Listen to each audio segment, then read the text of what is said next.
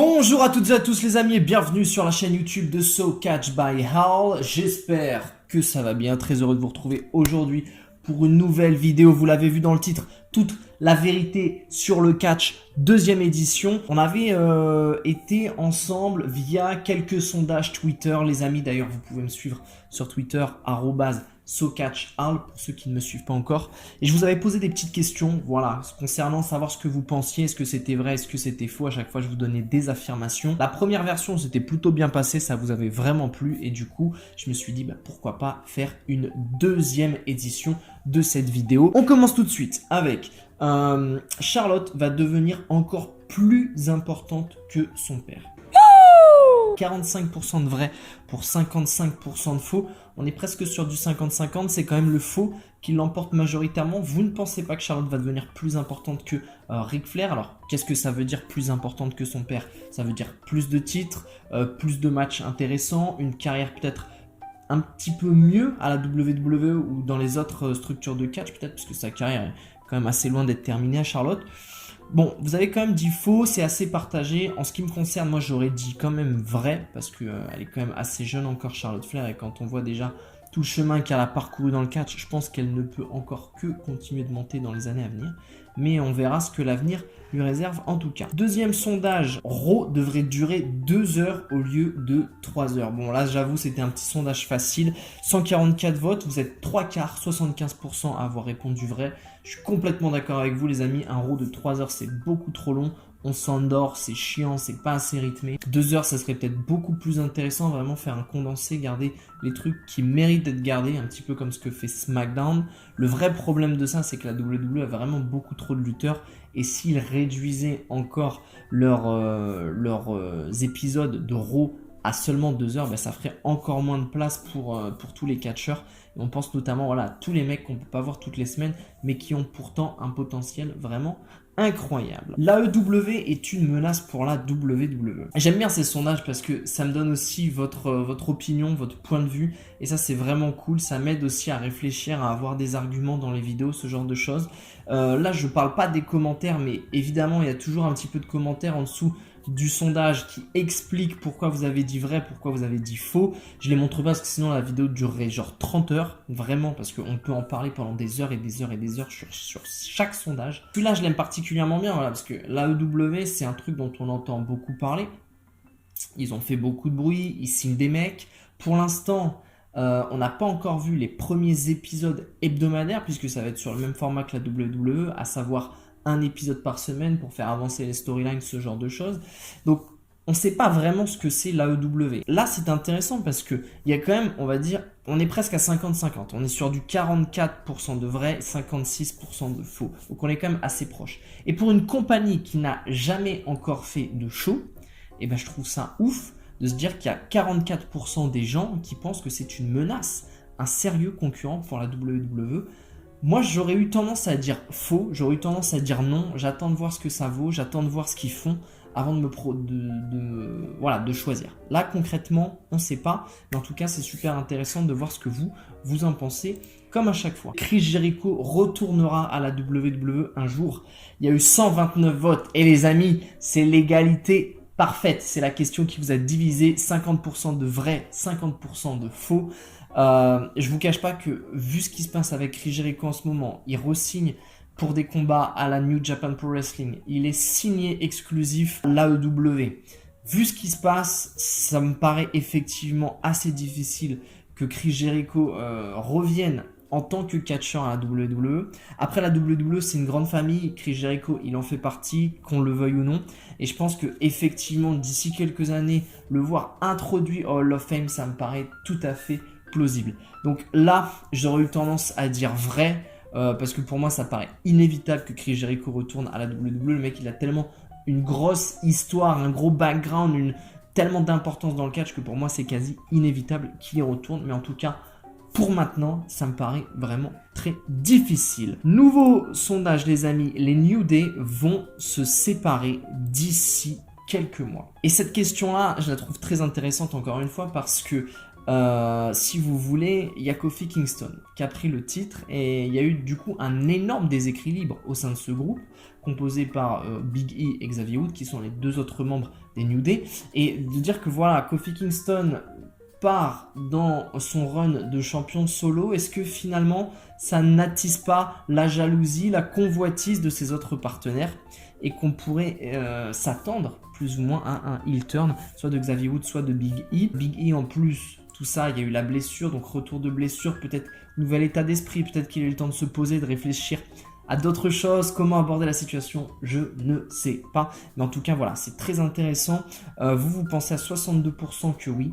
Et moi, je vous rejoins. Pour moi, 2019 ne se terminera pas avec le clan des New Day encore entier. Je suis quasi sûr de ça. Après, comment ça va arriver, quand est-ce que ça va arriver, ça je ne sais pas. Je vous laisse vous me le dire dans les commentaires les amis. Mais en tout cas, voilà, un petit sondage encore une fois très intéressant, je pense. On enchaîne avec... là encore une fois. Hein. Décidément, j'ai fait que des trucs vraiment...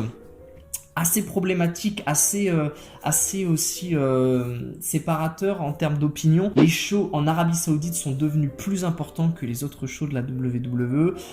Vous avez été 68% à me répondre non, c'est faux. Et vous avez été 32% à me répondre oui, c'est vrai. Donc ça fait grosso modo un tiers, deux tiers. Moi, j'aurais tendance à dire vrai. Et je me demande si les gens qui ont dit faux, ils ont dit faux parce qu'ils étaient convaincus que c'était faux et se disent voilà, les pay-per-view de la WWE, ils sont toujours aussi importants que ce qu'ils étaient avant et c'est pas les quelques shows en Arabie Saoudite qui vont changer ça. Ou est-ce que les gens ils ont dit faux mais c'est vraiment en mode on est dégoûté, on veut pas que ça soit vrai. Et puis aussi, forcément quand on regarde la carte, une carte avec l'Undertaker, une carte avec Goldberg, on a pensé aussi à Shawn Michaels qui est sorti de sa retraite l'année dernière juste pour ce genre de show. Moi, je suis désolé. Pour moi, les pay-per-view en Arabie Saoudite, les shows en Arabie Saoudite, du moins, parce que la WWE ne les vend pas comme des pay-per-view, sont plus importants que les autres pay-per-view qu'elle peut faire dans son calendrier habituel. Et je trouve ça dommage parce qu'il y a une vraie perte de qualité, il y a une vraie perte d'intérêt pour les fans qui supportent la WWE et qui regardent la WWE de façon hebdomadaire. Prochain sondage.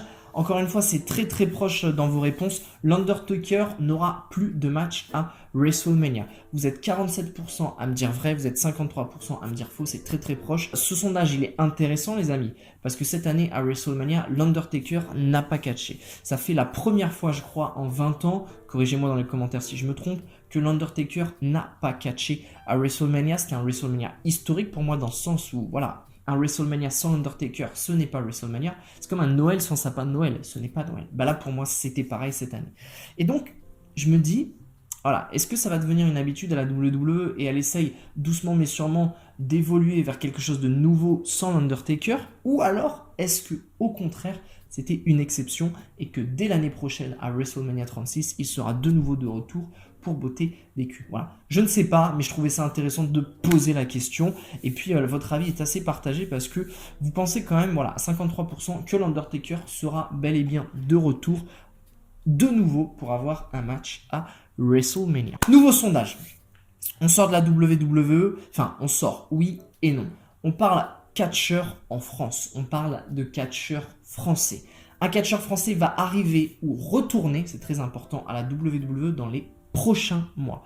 Or, prochains mois, voilà, ça veut dire incessamment sous peu, ça veut dire d'ici quand même fin 2019, je l'espère en tout cas. 59% de vrai contre 41% de faux. Moi, j'ai voté, j'aurais pu, alors je peux pas voter à mes propres sondages, mais si j'avais pu voter, j'aurais voté vrai.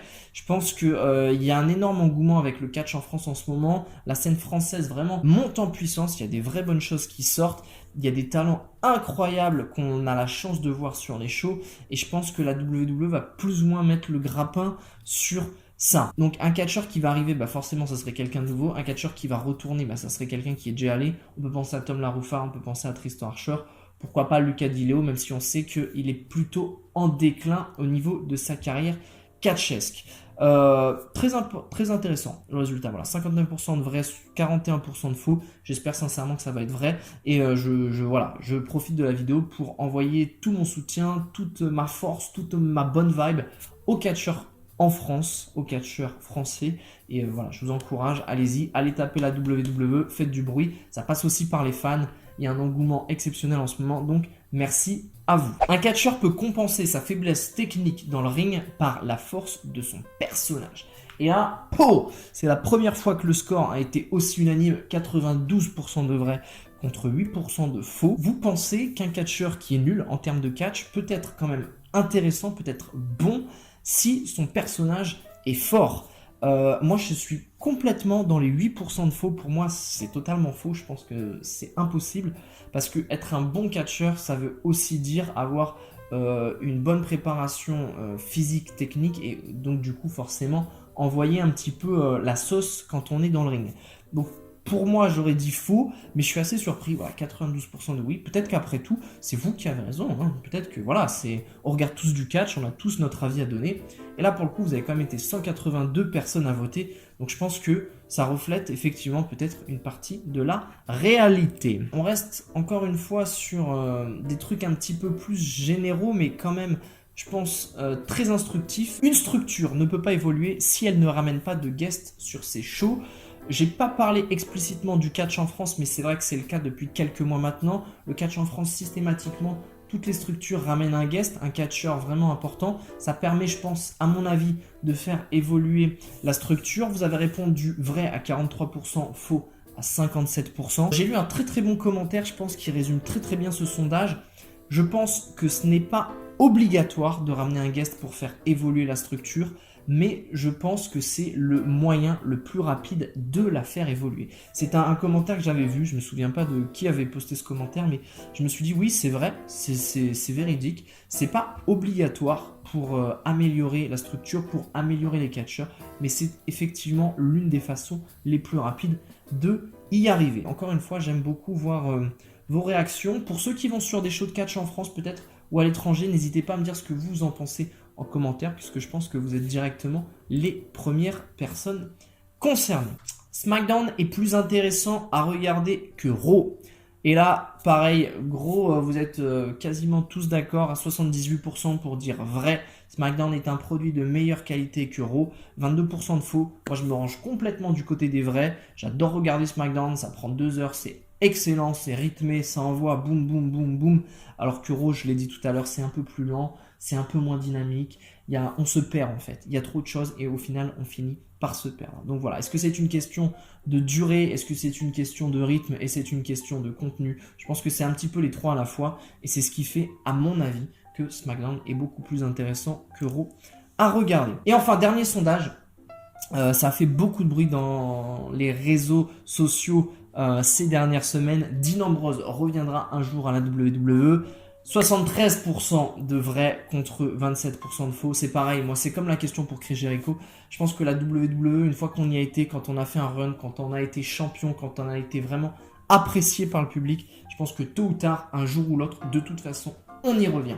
Et donc là, pour moi, même réponse, ça sera vrai. Je pense qu'on reverra Dean Ambrose ou Jon Moxley, appelez-le comme vous voulez, un jour de retour à la WWE, ne serait-ce que pour la reformation de The Shield, un petit sauvetage de Dean Ambrose qui vient aider ses potes, ça pourrait être vraiment exceptionnel. En tout cas, il faudrait laisser un petit peu de temps quand même, il ne faudrait pas faire ça tout de suite, mais d'ici 5-6 ans, ça pourrait être vraiment un événement à ne pas louper. Merci à tous ceux qui ont participé à ces sondages. N'hésitez pas à me suivre sur Twitter, @SoCatchArl. Je referai peut-être des sondages d'ici quelques mois. On va laisser un peu de temps quand même, mais je pense d'ici voilà, l'année prochaine. Si je fais une édition de cette vidéo chaque année, je pense que ça peut être intéressant. Puis ça laisse le temps aussi d'avoir des sujets intéressants qui reviendront. Merci à vous. Comme d'habitude les amis, un petit pouce bleu, un pouce dans les airs pour aider la vidéo, c'est super important. Un commentaire sur ce que vous avez pensé, des trucs que vous êtes d'accord, des trucs que vous n'êtes pas d'accord. Qu'est-ce que vous auriez aimé voir être discuté dans la vidéo. Et puis, comme toujours, partagez la vidéo à au moins un ami sur les réseaux sociaux. Vous copiez-collez le lien, voilà, et vous faites découvrir la chaîne SoCatchArl à vos amis. Un grand merci parce qu'on est vraiment de plus en plus nombreux sur cette chaîne. Les abonnés, ça monte comme ça, boum, boum, boum, boum, to the sky. Donc ça, c'est grâce à vous. Un grand merci. On se retrouve très très vite sur la chaîne YouTube SoCatchByArl. D'ici là les amis, prenez soin de vous. Des bisous pour tout le monde. Comme d'habitude, je vous kiffe.